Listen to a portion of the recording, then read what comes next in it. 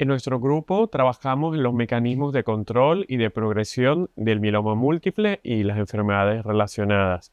Mieloma múltiple es la principal enfermedad de las células que producen los anticuerpos, las células plasmáticas, que normalmente viven en la médula ósea.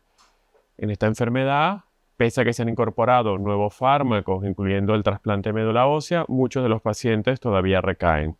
Por ello, estamos investigando los mecanismos, por una parte, que pueden estar relacionados a la progresión en los pacientes con formas asintomáticas o premalignas, y por otra, la importancia que pueden tener los nuevos fármacos y su actividad, en particular la inmunoterapia.